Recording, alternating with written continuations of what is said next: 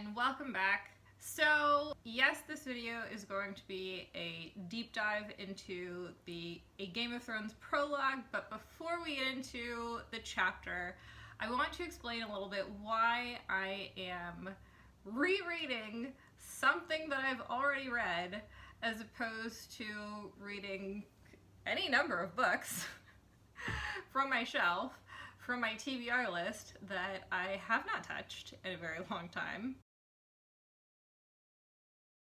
The last few months I've been making my way through the modern fantasy genre, and I've kind of been hating life. The books that I've read recently, I read Nevernight by Jay Kristoff. I read The Invisible Life of Addie LaRue, which wasn't as bad as everything else, but it wasn't what I wanted it to be. And the most recent book that I've read that is currently still sitting at 200 pages, and I haven't read any further than that because I'm DNFing it, and I rarely DNF books, but I hate it so much.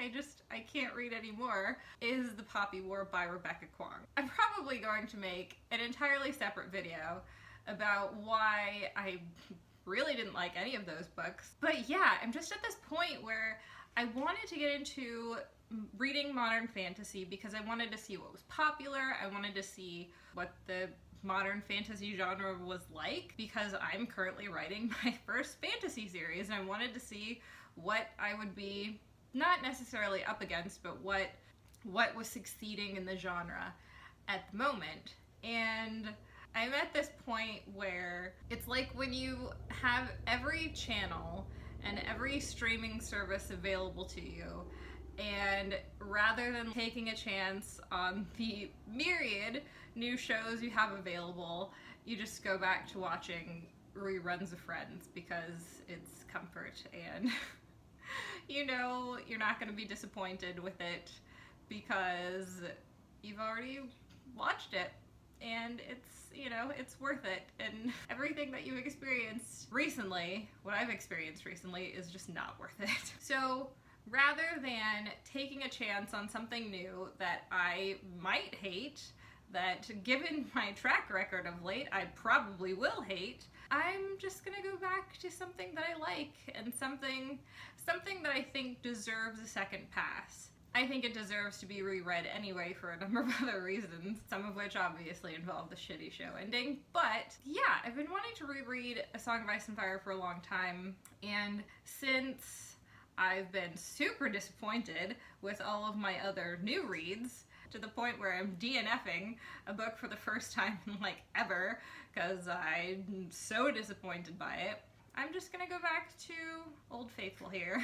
And I'm really looking forward to it because like the first time that I read the Song of Ice and Fire books, I kind of just blitzed through them. I mean, I wasn't really paying attention to anybody else's chapters except for Danny, so this is going to give me the opportunity to really get into the nitty-gritty of the books. I'm always reading metas written by people who are way smarter than me, pointing out these little parallels and these little, references to things, and I love it so much. So I want to take my time rereading the series, do a close read of it, and see what I can pick out of it. Please keep in mind, though I have read the books before, I am certainly not an A Song of Ice and Fire expert. I haven't memorized all of the books, and I haven't memorized all of George's interviews and watched all of, the fan videos from people's phones that they've taken of him at different cons and things like that. But yeah, I mean, I'm not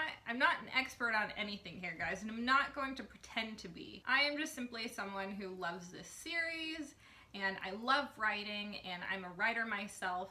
So I want to take a look at the series. I want to do a close read of A Song of Ice and Fire from a writer's perspective. Not only to point things out to myself and give me ideas for my series and style of writing and ways in which Martin conveys information to the reader that, will be helpful for me in the future, but also hopefully it'll help other writers who are aspiring to write in the fantasy genre or are aspiring to write in a genre that requires a lot of world building. This is entirely spoiler filled, not only spoilers for the books and in talking about how things in these first few chapters connect to things later on in different chapters and also in different books in the series, but also spoilers for the show Game of Thrones and the differences between the two and how certain things in the books correspond to parts of the show, etc., etc., and maybe how things in the books possibly point to an entirely different ending than what happened in the season that we shall not speak of. So yeah, lots of spoilers and probably lots of salt about the show. Without further ado, let's get into the prologue of A Game of Thrones. I've got my notes here and we're just gonna jump into it. So A Game of Thrones starts off told from the perspective of Will, who is a ranger for the Night's Watch. And he and 2 other companions are on a ranging beyond the wall of Westeros. They're looking for wildlings. Will has just reported back to his 2 companions that he rode ahead and he saw that the wildlings are dead. And so Garrett, the oldest member of their little troop, is suggesting that they go back because they've done their duty, they tracked the wildlings. He and Will are very, they're sensing that something's wrong. Night is falling, and they've just got a really weird vibe from, the atmosphere and where they're at. But Royce, who is the youngest, and this is his first ever ranging beyond the wall, he's only in charge because he's the son of a lord. He doesn't want his first ranging to be unsuccessful. He wants to prove himself. When Will is confronted by Royce about what he saw, Will says the line, "My mother told me dead men sing no songs," which for a series that's called A Song of Ice and Fire, I just thought was such an interesting line. It's like the line that's on the first page. Okay, so if dead men sing no songs and the dead are, the eventual villains of the series, and the series is called A Song of Ice and Fire, somebody has to live at the end in order to sing the song, right? So maybe that's like George's nugget at the beginning of the book, at the beginning of the series, to tell the reader, hey, a lot of shitty stuff is gonna go down, but our heroes are going to prevail. So after Will tells this to Royce, Royce still isn't convinced. He says that you should never believe something you hear at a woman's tit, and that there are things to be learned even from the dead. We know that the dead are the enemy. It's not revealed in the books yet, but in the show, when you learn that the children of the forest are the ones who initially created the White Walkers and created the Night King, even though that character doesn't really exist in the books at all, or possibly yet, maybe there's going to be one in the future. So you know that these creatures were created for a reason, and that reason was to fight man, because they were slaughtering the children of the forest and committing genocide and burning their sacred trees, etc., etc. Maybe there is something to be learned from the dead, and certainly the characters, all of our main characters, are going to have to learn about this. They're going to have to learn man's role and why these creatures even exist. Nothing happened in the show. The really fucking disappointing thing about the show was that there was no point to the story with the White Walkers. You're thinking at the end of season 7 that, okay, everybody's gonna come together and they're gonna get over their differences, they're gonna realize that the fight for the Iron Throne doesn't matter, and that only the Great War matters. And that doesn't happen. This is an apocalyptic event, and nobody learns anything from it. That was my big thing, thinking that this has to change people, and it didn't. It just felt so anticlimactic. You live through the zombie apocalypse, and everybody's still just everything's hunky-dory, they're all just gonna go back to their ways. And then you have the ending with Bran. They elect King Bran, even though that's not an election. And Tyrion says that this is what Dany wanted, this is breaking the wheel, when really it's not. And there's so many flaws with the ending of the show. So many things that you could argue would probably happen after our screens cut off. Dorne and the Iron Islands are probably going to declare their independence right away, and before you know it, there's probably just going to be a bunch of infighting, and everything's going to go back to the way that it was. I think in the books things are going to be different. I think the impact that the War with the Dead is going to have on all of our main characters, at least those who survive the fight with the dead, I think it's going to be a lot more impactful, and I think they are going to learn something from it. So even though Royce is just kind of being an asshole here, him saying there are things to be learned even from the dead is you know, just very wise of him. At least I think so. So Royce is speculating with Garrett what might have killed them, and Garrett has this really interesting response. "It was the cold," Garrett said with iron certainty. "I saw men freeze last winter and the one before when I was half a boy. Everyone talks about snows 40 foot deep and how the ice winds come howling out of the north, but the real enemy is the cold." The series is called The Song of Ice and Fire, and right here at the very beginning, Garrett says, "The real enemy is the cold." So he continues, "It steals up on you quieter than will, and at first you shiver and your teeth chatter and you stamp your feet and dream of mulled wine and nice hot fires. It burns, it does. Nothing burns like the cold." So George has said in a few different interviews that his inspiration for this series was the poem by Robert Frost, Fire and Ice. "Some say the world will end in fire, some say in ice. From what I've tasted of desire, I hold with those who favor fire.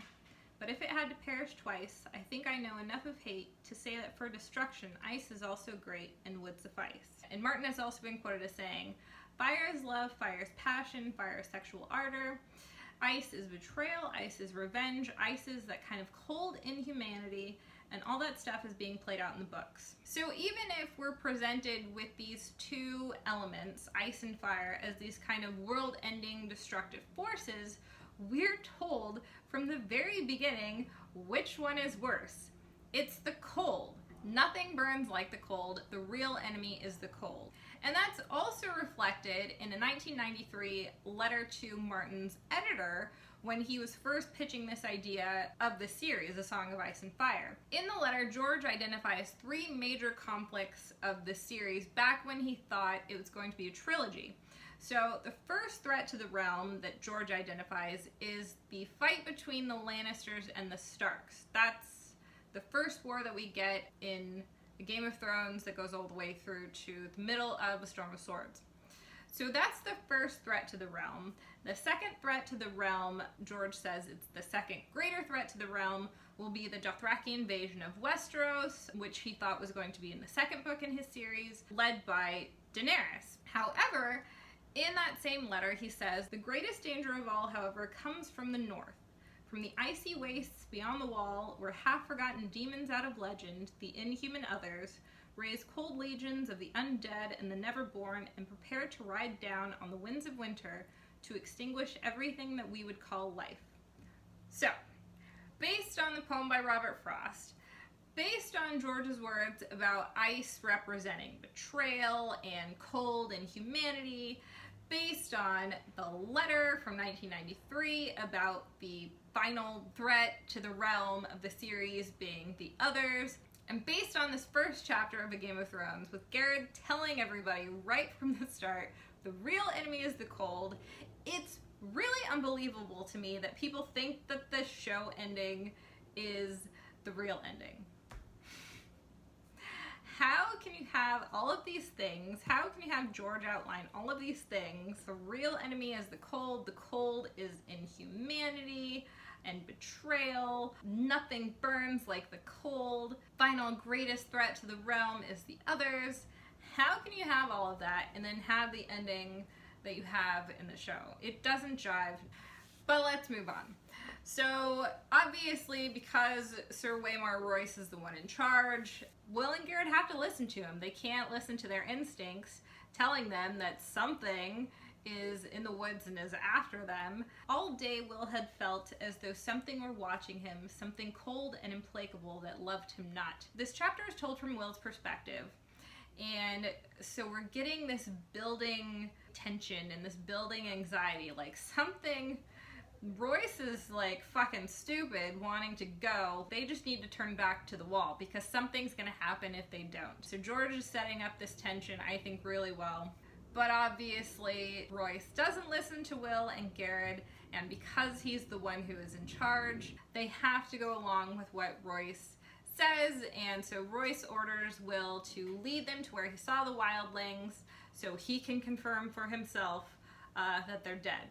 Once they get near their destination and they have to dismount their horses and travel by foot, Royce orders Garrett to stay behind and watch the horses. Now, Garrett, being an experienced ranger, says that they need to start a fire. And the way that he explains why they need to start a fire, I think is incredibly interesting. So Garrett says there's some enemies a fire will keep away. Bears and direwolves and other things. Now, if I were reading this in order to just pick and choose tidbits and throwaway lines to support my crackpot theories, which I'm not, this line would stand out to me because one of the enemies that Garrett lists is direwolves. And the way to keep away this enemy is through fire. Fire is a good thing. Direwolves are a bad thing. He's equating direwolves with the others. I mean, because even if Garrett's not saying it because, you know, maybe he's embarrassed to admit that that's what he thinks is out there, it's implied. Other things, the others, that's what he's afraid of. He and Will are kind of sensing this, even if Royce is kind of like denying it. So, do I think that this line necessarily means that the Starks are the enemies of the series? Not really. But at the same time, a case could definitely be made, and you could definitely point to this line as evidence of that. The real enemy is the cold, fire will keep away enemies, bears and direwolves and other things. So, you know what? Maybe the Starks are the enemies. I mean, they're kind of certainly the villains of season 8, so you can totally make that argument though. I mean, like, Bran basically told Jon that he knew what was going to happen, and he put everything into motion that led to Dany's descent into madness. So if he knew all of that was going to happen, he could have prevented it, and he didn't. If he knew all of that was going to happen, if he knew that Dany was dangerous and that she shouldn't be queen, rather than like not telling Jon about his heritage and sowing tension between them, like if he just really didn't want her to be queen at all, you know, he could have had somebody kill her before she burned down King's Landing, right? Like, he already had proved to everybody that his visions were true, so trying to convince someone that they needed to kill Dany probably wouldn't have been too incredibly difficult. And I think Bran could have convinced someone, like possibly Arya, to kill Dany before she, you know, burned everyone in King's Landing, but he didn't. He didn't do that. He let her just kill everybody in King's Landing, and Bran's supposed to be the good guy. He's made king at the end. Like, don't fucking kid yourselves. Like, the Starks were the enemies. They were the bad guys of season 8. This is getting really salty. But back to the story. So Garrett wants to build a fire because he thinks it would keep them safe. Given what happens at the end of the chapter, he's not wrong, but Royce is really stubborn. He doesn't believe that the wildlings are dead yet, and if they built a fire, it would be like a beacon to their location. So, I mean, Royce has a point, but at the same time, he's a fucking idiot as well. So they build no fire. And so Garrett stays behind with the horses, and Will leads Royce up a hill to go see where the wildling camp was at, where they were dead. But of course, once they get up the hill and they look down at the wildling camp, nobody's there. There's nobody there at all, which Royce doesn't find suspicious, but Will does. Will is very observant, and he notices that there's like an axe still at the camp that's a valuable weapon, so if the wildlings moved camp, it wouldn't make sense for them to have left all of their belongings there. So So Will definitely knows that something's up, even if Royce doesn't, but because Royce is in charge, Will has no other choice but to do what Royce says. So Royce tells him to climb up the nearest tree, see if he can spot a fire, which would tell them where the wildlings have moved to, even if we know that they're not going to spot that fire. And as Will is reluctantly climbing up this tree, shit goes down. Fear filled his gut like a meal he could not digest. He whispered a prayer to the nameless gods of the wood and slipped his dirk free of its sheath. He put it between his teeth to keep his hands free for climbing. The taste of cold iron in his mouth gave him comfort. Down below, the lordling called out suddenly, "Who goes there?"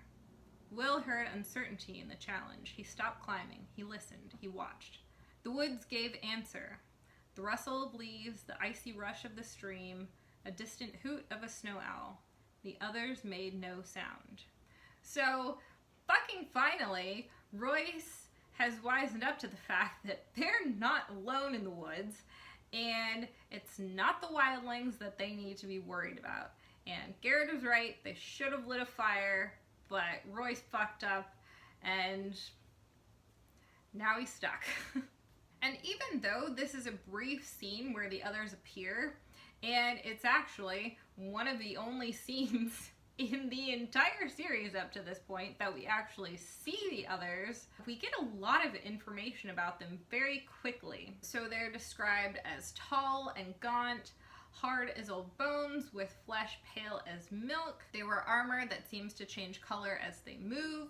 They carry thin, translucent ice swords that have a blue shimmer to them. They have the capability of speech and they communicate with each other. And we get a description of their eyes, which is also, I think, really important. The other halted. Will saw its eyes. Blue. Deeper and bluer than any human eyes. A blue that burned like ice. So once again, we get this kind of description of cold things having characteristics of fire. Blue eyes that burn like ice. So because Will is up this tree, because Garrett's down the hill with the horses, Royce has no choice now but to face off against the other, because that's clearly why the others are there. Sir Waymar met him bravely. "Dance with me then." He lifted his sword high over his head defiant. His hands trembled from the weight of it, or perhaps from the cold.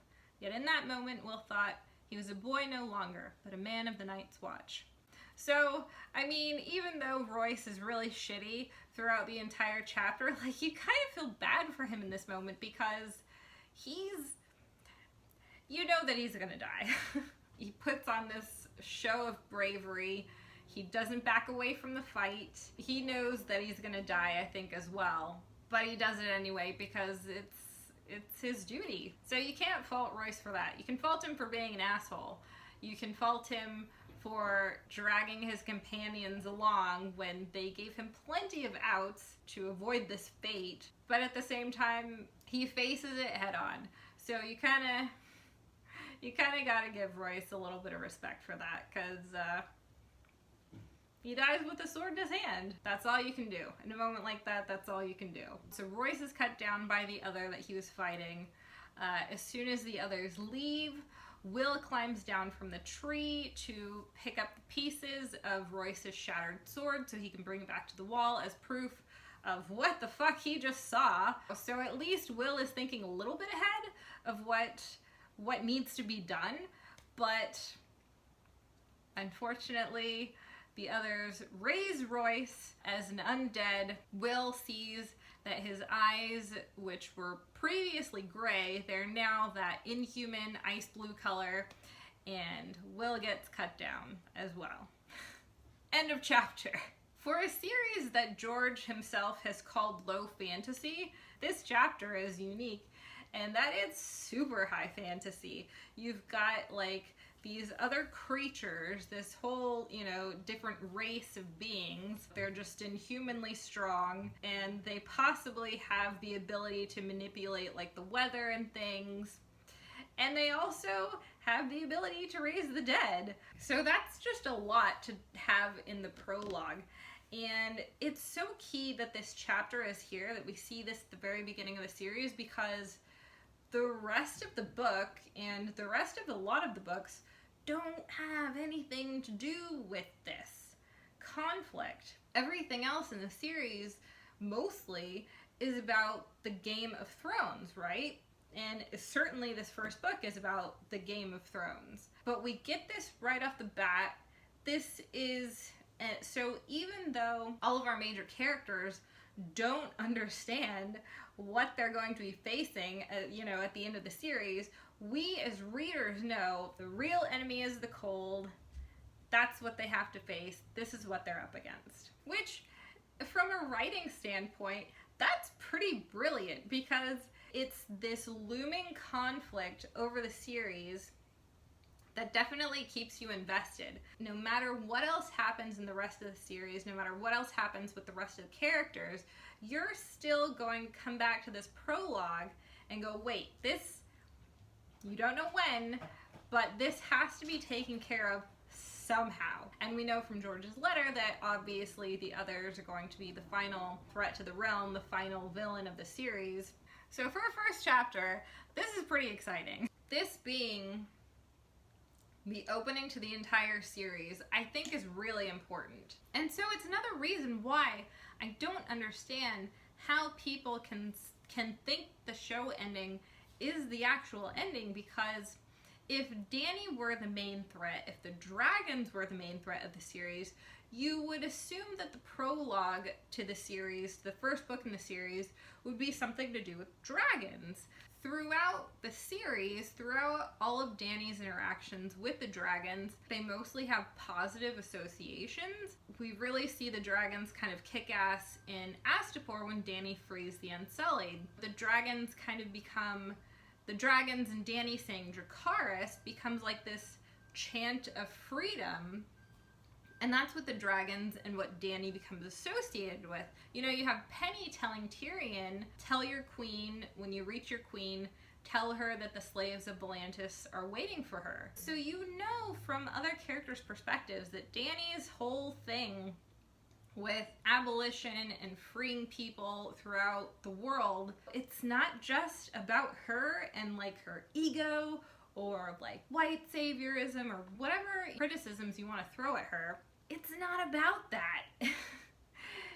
Yes, Dany kind of started this thing, but it's not like she's going against what people actually want, because people actually want to be freed. Yes, there are select few slaves who sell themselves back into slavery, but for the most part, everybody is really appreciative of what she's doing. So you've got this positive association with the dragons. You don't see them as threats. So if they're meant to be the final villains of the series, I would imagine the prologue would be something to do with them. It might have been the burning of Summerhall when Aegon V was trying to bring dragons back into the world. They were extinct, and when he tried to bring them back, it clearly failed, and it clearly cost House Targaryen a fucking lot. That would have been a much more appropriate prologue for the series if Dany and the dragons were the final villains, because it would show the reader that though you're going to see this character as kind of a hero throughout the series, the dragons never should have been brought back. This is wrong. That's obviously not the prologue of the series. So anybody claiming that Dany is the final villain, Dany is the boss villain of the series, I think, you know, you're just full of shit. Especially when you look back at George's original 1993 outline. All of the people who are Stark fans and saying that Dany is going to be the villain and that the show was the actual ending, they always seem to gloss over the fact that in that same letter, George also says that one of the threats, the first threat in the series to the realm, is the war between Lannister and Stark. And we see that further on in the series too, through other characters' perspectives. The common folk get so screwed over by this fight, and no one pays attention to any of that. You know, it all goes back to that line that Jorah says to Dany when she's talking about Viserys and how, you know, Illyrio had told him that the common people are waiting for Viserys. They're praying for his return and sewing dragon banners, etc., etc. And George just straight up tells her, "The common people pray for rain, healthy children, and a summer that never ends. It is no matter to them if the High Lords play their Game of Thrones, so long as they are left in peace." He gave a shrug. They never are. And we see that in the first couple of books in this series with the War of the Five Kings. The common people are not left in peace. They're fucked over by this war. So to say that the Starks are the heroes and that Dany is the bad guy just completely ignores what George was trying, I think, to portray. And that's that all of the characters, all of the families in this series aren't entirely good. There are no entirely good and entirely evil characters here. They're all morally gray. George has said he thinks entirely evil and entirely good characters are boring and that it's not real. It's not like real life. George is trying to write a story where he portrays people as real human beings, and everyone has that good and bad within them. But this first chapter is a really good one to come back to, I think, to just remind yourself of that fact that you have these characters that you fall in love with and you want them to succeed in their individual endeavors, but at the end of the day, that doesn't matter. That's not what this series is about. It's not about somebody being named king and them being the good king for 200 years, blah, blah, blah. George's dig at The Lord of the Rings and Tolkien. That's not the story that he's writing. This is what's important.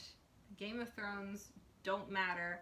It's all about, it all comes down to the fight between the living and the dead. So that's it. That's the end of my close read of the first chapter of the Game of Thrones. I hope you guys enjoyed it. If you agree or disagree with any of the points that I made in this video, let me know in the comments. If you want to see my thoughts on Bran 1, the first official chapter of A Game of Thrones, also let me know. So yeah, thanks for watching, and I will see you guys in the next video. Bye!